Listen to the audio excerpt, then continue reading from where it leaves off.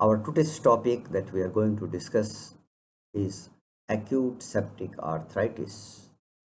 Why we have chosen is it is a very important subject not only for the examination purposes. Of course, it is very important for the examination purpose, but also as an MO, as an house officer, every individual, every doctor must know how to deal and diagnose the case of acute septic arthritis when they are presenting in the emergency department.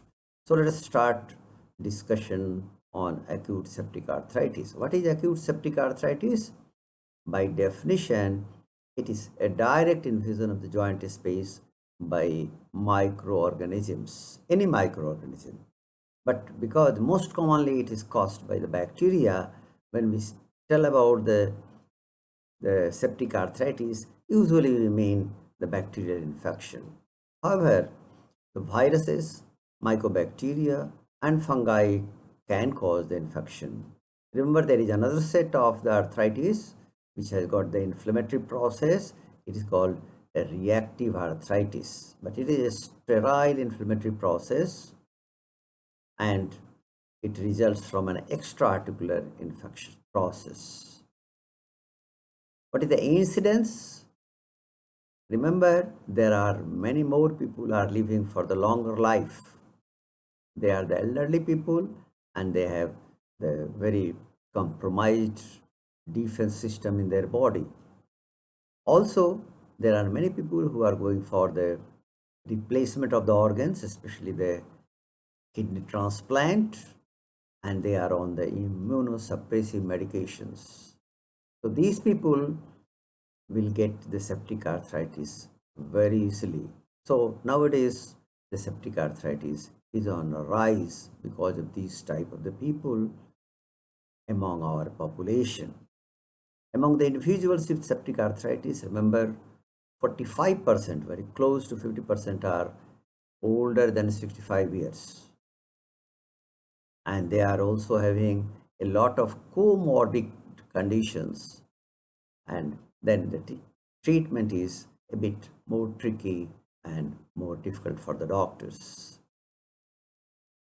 There are some statistics which tell that 56% of the patients with septic arthritis are males. Remember, a special infection we call prosthetic joint infection, because the knee replacement, hip replacement, shoulder and elbow replacement are now frequently being done by the orthopedic surgeons. And then if the infection occurs there, it is very challenging for the orthopedic surgeons. And also in the patients who had the infection in the past and their joint is damaged, and then as an orthopedic surgeon, you are going to replace the joint by some prosthesis, then there is a increasing risk of developing prosthetic joint infection in the case of these kind of the people. What are the bacteriology?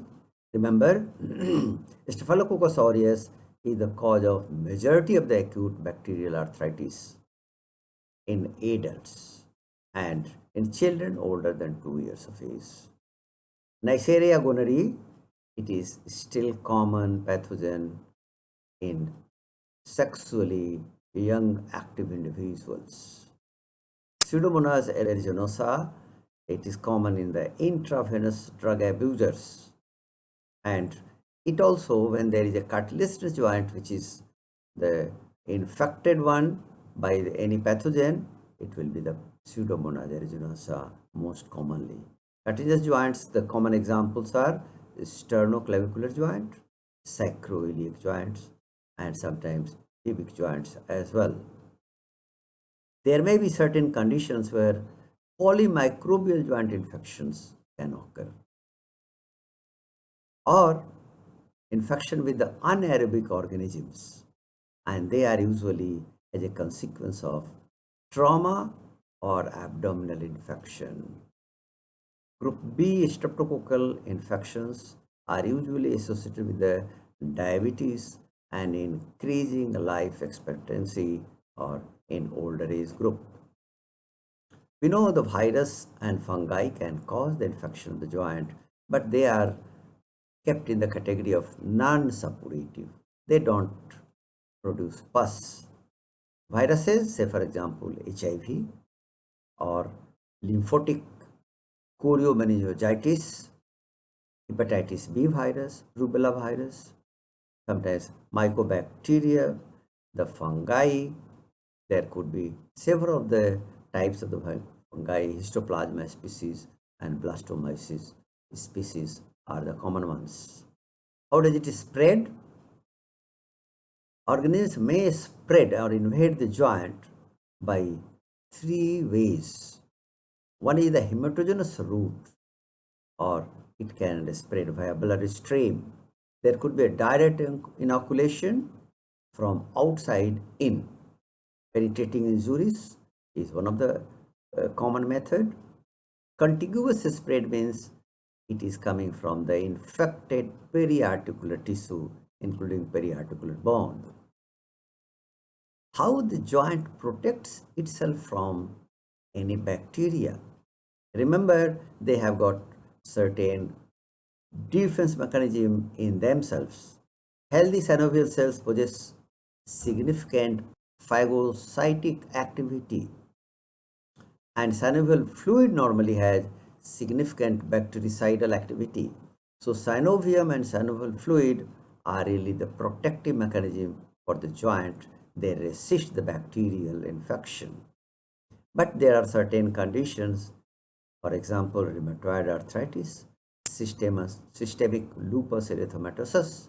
They hamper the defensive functions of the synovial fluid, and then infection will ensue. Or they also decrease the chemotaxis and phagocytic function of the polymorphonuclear leukocytes, thereby increasing the chance of infection. Now let us see how, if there is an infection, how does it damage the joint? It may be due to the particular organism's pathological properties. Say in case of Staphylococcus aureus, it has got chondrocyte proteases, which directly damages the chondrocyte. Also, it has got the properties to neutralize the host polymorphonuclear leukocytes. Now, sometimes the cell stimulates synthesis of cytokines and other inflammatory products when the inflammation ensues by the bacteria. And these cytokines and inflammatory products themselves damage the collagen and proteoglycans present in the cartilage. And as the destructive process starts and continues, the synovium now starts reacting, and it knows only one way of reaction, that it will proliferate. So after proliferation, there is a pannus formation. As we have seen in the rheumatoid arthritis, there is pannus formation. Almost same pathological process starts in the synovium. And due to pannus formation, the cartilage erosion occurs at the lateral margin of the joint. Also, if the effusion is large and tense,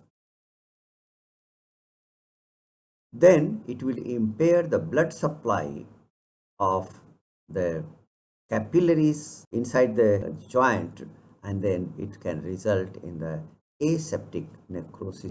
What could be the symptoms? The symptoms could be, patient is usually presenting with a triad of the symptoms. They are fever in 40 to 60% of cases, pain in 75% of the cases, and impaired range of the movement of the joint which is infected. These symptoms may evolve over a few days to a few weeks, and fever is usually low grade, and rigors is usually not present. It is present only in minority of the cases, 20% of the cases. And infection of the joint is usually monoarticular. How to take the proper history? You have to pay attention to the following symptoms. The acuteness of the onset of the joint pain. More acute it is, more in favor of septic arthritis. More chronic, it is non-suppurative infections. Whether the pain is superimposed on chronic pain, rheumatoid arthritis is the most common example. Is there any previous history of joint disease or trauma? We have seen opening of the joint on previous occasions that may cause septic arthritis later. Whether the process is monoarticular or polyarticular and which joints are involved, that has to be taken care of. Whether accidental or iatrogenic.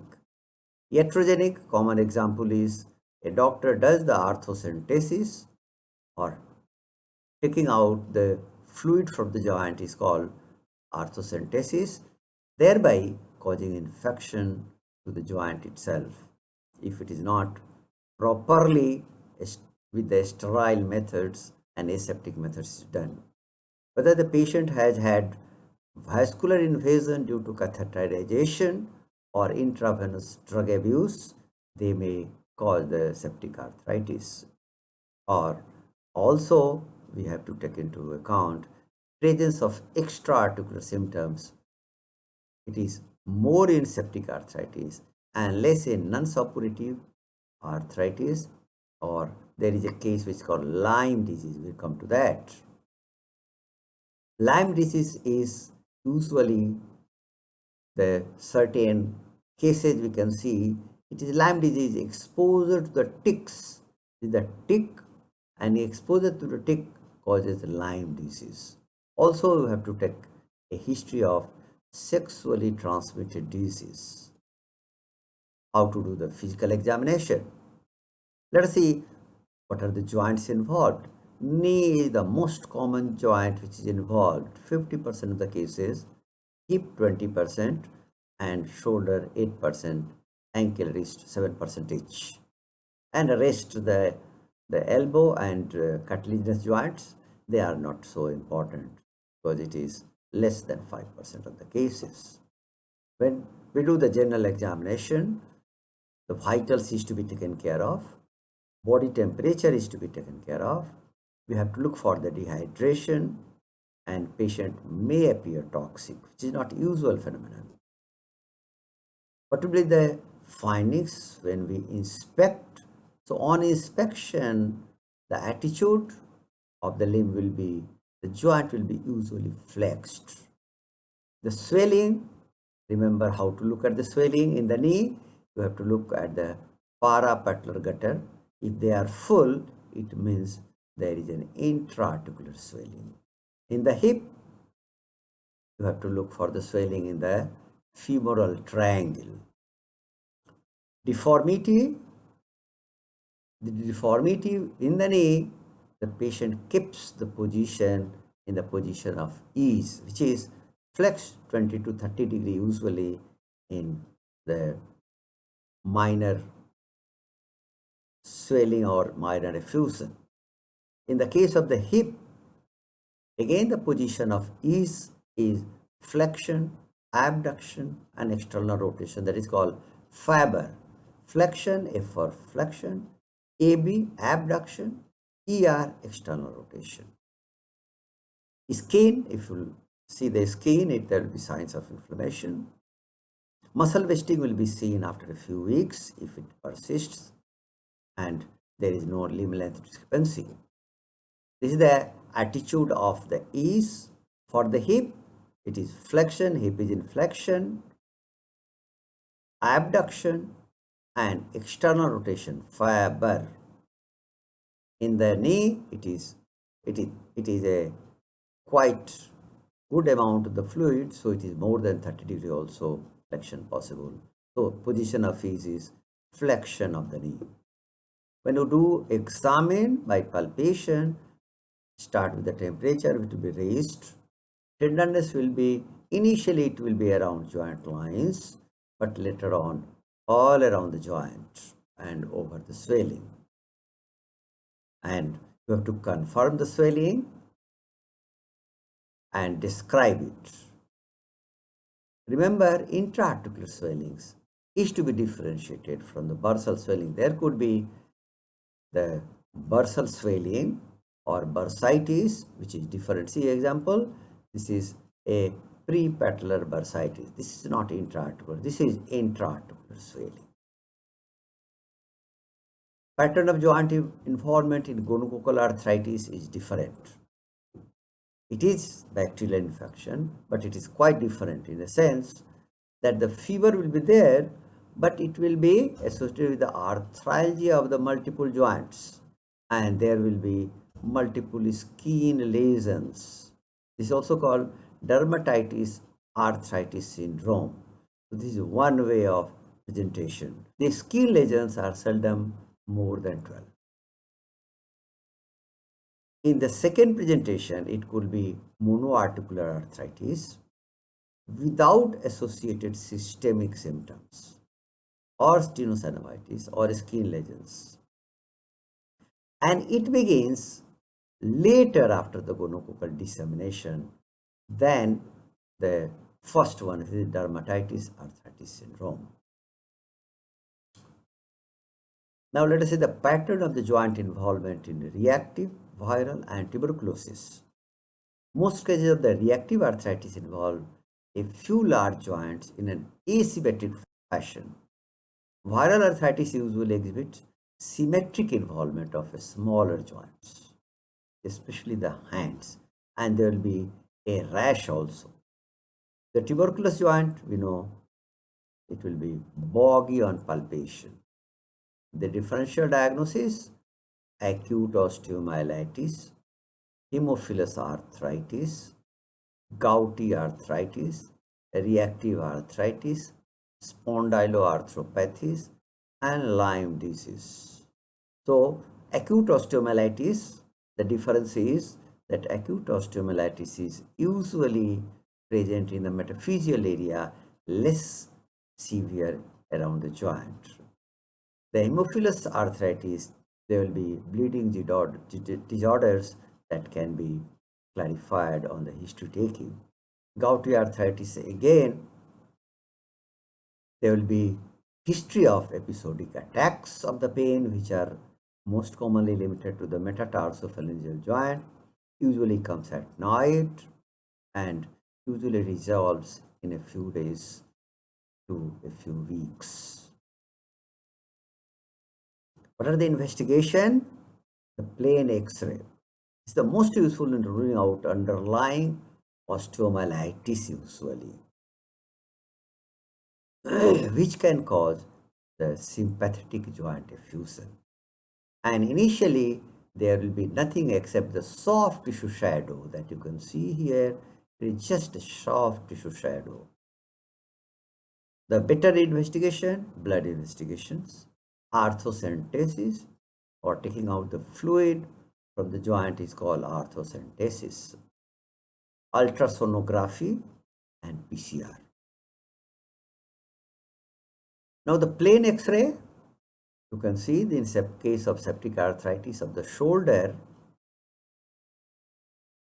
it is a late finding, of course, in the case of septic arthritis, but you can see the periosteal reaction, because osteomyelitis has started here, adjacent to the surgical neck of the humerus.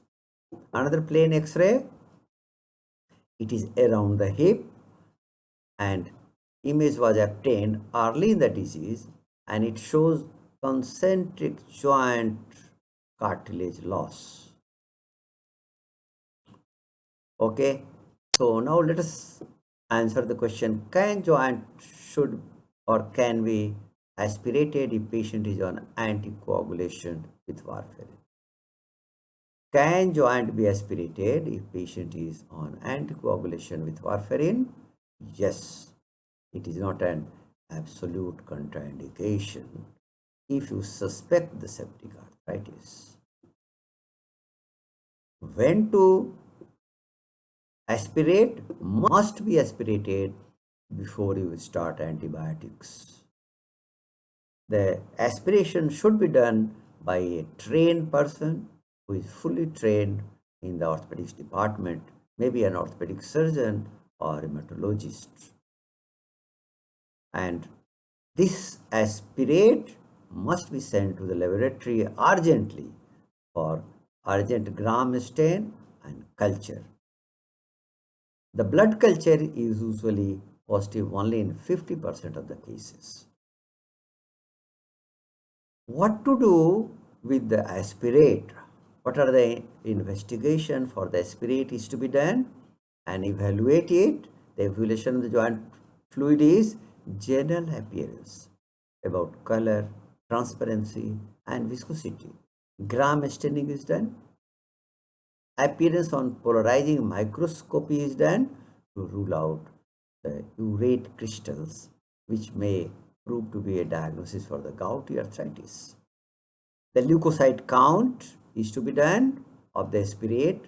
The aspirate is to be cultured, and also we try to know the glucose and protein level. Remember the normal joint fluid? The fluid is clear and colorless. Viscosity is high. It produces a string-like structure when ejected from a syringe, indicating normal viscosity. Whereas in the case of septic arthritis, transparency, if you look, it will be turbid, it will be opaque and purulent. Color will be yellow-green, and yellow-green color comes due to an elevated levels of nucleated cells. Viscosity has got low viscosity. Why so?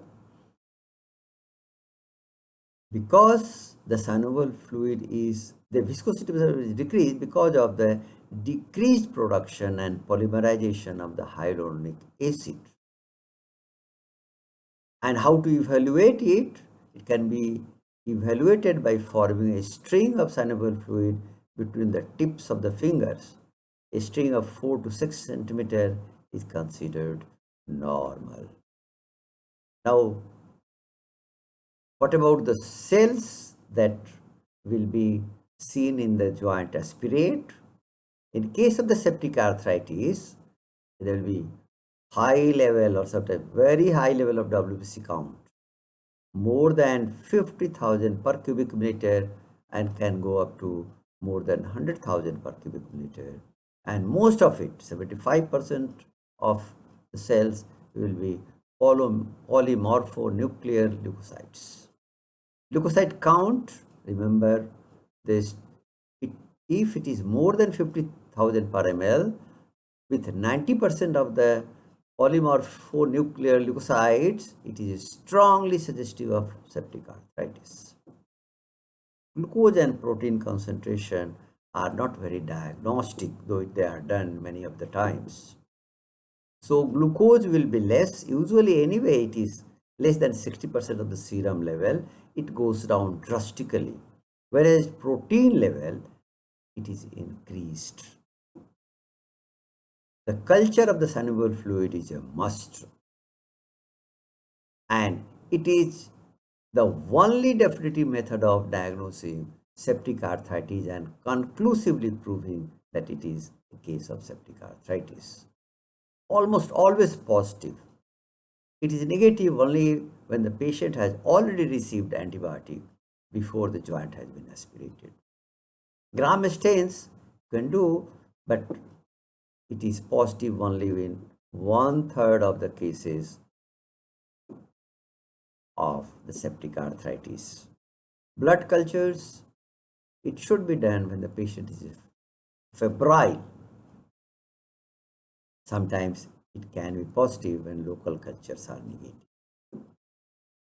There are certain investigations which are rarely used. Ultrasonography, it is done only when the effusion is in the chronically distorted joints.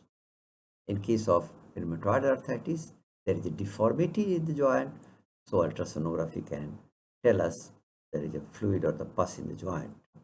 CT scan, MRI and radionuclide scanning, they can be done, not usually our preferred mode of investigation.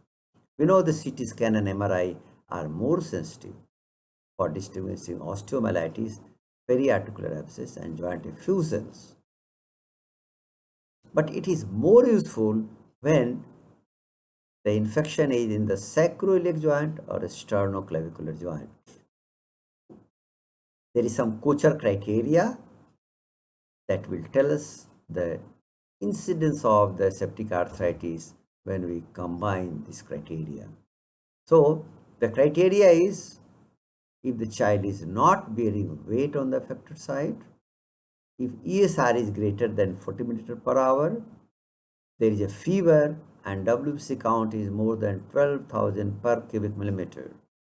When all the four criteria are met, it is 99% case of septic arthritis.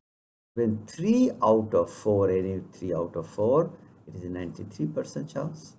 When 2 out of 4, only 40% chance. And 1 out of 4, it is very low chance, 3% only. How to do the treatment? There are two ways to treat the case of septic arthritis. One is you have to treat some systemic problems, fever and dehydration, and you have to treat for the local problems. So for the systemic problems, broad spectrum antibiotics parenterally is to be started to control the infection, but after taking the aspirate from the joint. Pain is to be controlled by starting an analgesics. IV drip is to be started when the patient is dehydrated. Local treatment, you have to protect the joint by immobilizing it, either by UP slab or any splint. And it is required only in a few days' time. When the disease is slowly being controlled, you can remove it. And sometimes arthrocentesis is done to decompress the joint to relieve the pain because of the intense pressure of the fluid over the joint. Pain is very excruciating. Remember, antibiotics must be started only after the joint has been aspirated. And once the culture report comes, follow the IV antibiotics accordingly. And many times people are the opinion that when the clinical picture improves, you can start the oral antibiotics. Duration of the treatment by antibiotics, the IV antibiotics has to be given a minimum period of 2 weeks, followed by oral antibiotics in children further 2 to 4 weeks, adults 4 to 6 weeks. Terminate antibiotic once the CRP or ESR and the clinical picture returns to normal. What are the operations that is done? It is urgent. Always it is an urgent in the case of septic arthritis. We will see the indications of it. Now, if there is a confusion whether to do the surgical drainage or not to do it, it is better to err on the side of surgical drainage. Remember, it is a surgical emergency because the chondrolytic effects of the pus, especially in the hip. Remember, if you do the drainage, it will reduce the intra-articular pressure and thereby decrease the physical ischemia. Also, by drainage, the damaging enzymes which are chondrolytic, that will be removed and it will damage the cartilage less. What are the choices of the surgical drainage? Choices are needle aspiration, arthroscopic lavage, and open drainage. Generally, start with the needle aspiration repeatedly, maybe 2 or 3 times a day is necessary to remove the reaccumulated fluid. If more frequent drainage than 2 to 3 times a day is required, probably it is better to do the surgical drainage. Some surgeons prefer arthroscopic lavage from the very beginning. What are the predictors of the poor outcome in suppurative arthritis? If the patient is older than the 60 years age, the outcome is poor. If it is an infection of the hip or shoulder joints, outcome is poor. If there is an underlying rheumatoid arthritis there, if the patient, outcome will be poor. And outcome will be poor if positive findings on synovial fluid cultures after 7 days of the appropriate therapy, it is dangerous. It means that antibiotics are not working. And it is poor if there is a delay in starting the treatment or instituting the therapy, 7 days of the delay. The prognosis, remember, primary morbidity of the septic arthritis is significant dysfunction of the joint even if treated properly. 50% of the adults with septic arthritis have significant sequelae of decreased range of the motion or chronic pain after infection. Remember it, the 50% of the joint anyway have the bad effect of the septic arthritis even you treat it properly. And 30% of the cases of reactive arthritis are going to be chronic even if after the proper treatment. The complications, dislocations can occur, ankylosis can occur.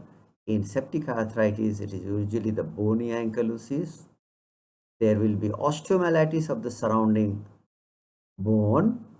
There would be limb length discrepancy or deformity, and there can be sepsis.